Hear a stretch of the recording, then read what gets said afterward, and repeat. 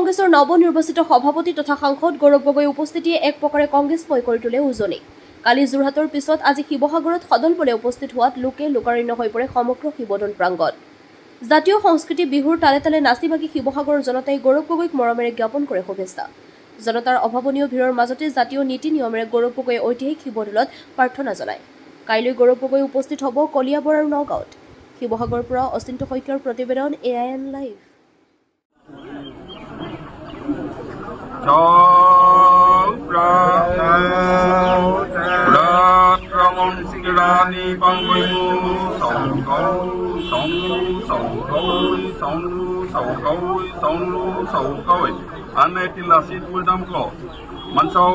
গৌৰৱ গগৈ ক হেউ হিতি হিতখেন ছয়কুং ছয়খেন বাপুকু কয় হেউ হিতি হিতখেন বানক ছয়কুং বান্তুক ছয়খেন খেন তিবান তিহক কিলাই হেউ হিতি হিতখেন ছয়কুং ছয়খেন চাউনুৰু চাউকাউই চাউনুৰু চাউকাউই চাউনুৰু চাউকুৰুং লেংখাম চাউমনিয়াও চাউফা কৰলাই চাউফা পেঞ্চিং মুং চাউকুন চিং মুং আসিক কুকুৰু চামচিক কুকুচিং চিলাই চিকুৰং হেউ হিতি হিতখেন ছয়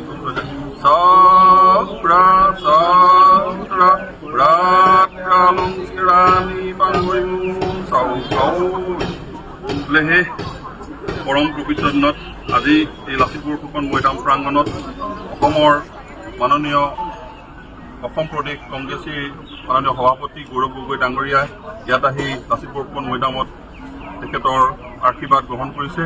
আমিনো কি জনাইছোঁ বোলে তেখেতে যি কৰ্মত আগবাঢ়িছে এই কৰ্ম সম্পূৰ্ণ ফলভাগী কৰিব লাগে আৰু পূবে পশ্চিমে উত্তৰে দক্ষিণে স্থলে জলে সকলোতে যাতে তেখেতে জয় জয় ময় হ'ব লাগে আৰু ৰাইজৰ সেৱা কৰাৰ যি সুমানসিকতা লৈ তেখেতে আগবাঢ়িছে এই আশা যাতে তাই পূৰণ কৰে এইখিনি তাৰ ওচৰত প্ৰাৰ্থনা জনাইছোঁ।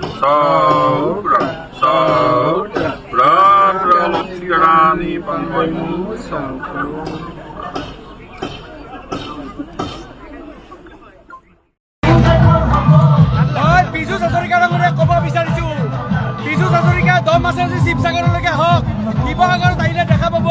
আপুনি কৈছে যে খালি মানুহ হোৱা নাই বুলি, মানুহ ইয়াত হোৱা নাছিল। আপুনি শিৱসাগৰত আহক আৰু শিৱসাগৰৰ ৰাইজে গৌৰৱ গগৈ ডাঙৰীয়াক কেনেকৈ মৰম কৰিছে আপুনি দেখা পাব। মই বিজু হাজৰিকাৰ ক'ব বিচাৰিছো, বিজু হাজৰিকা দম আছে যে শিৱসাগৰলৈকে আহক, শিৱসাগৰত আহিলে দেখা পাব। আপুনি কৈছে যে খালি মানুহ হোৱা নাই বুলি, মানুহ ইয়াত হোৱা নাছিল। আপুনি শিৱসাগৰত আহক আৰু শিৱসাগৰৰ ৰাইজে গৌৰৱ গগৈ ডাঙৰীয়াক কেনেকৈ মৰম কৰিছে আপুনি দেখা পাব।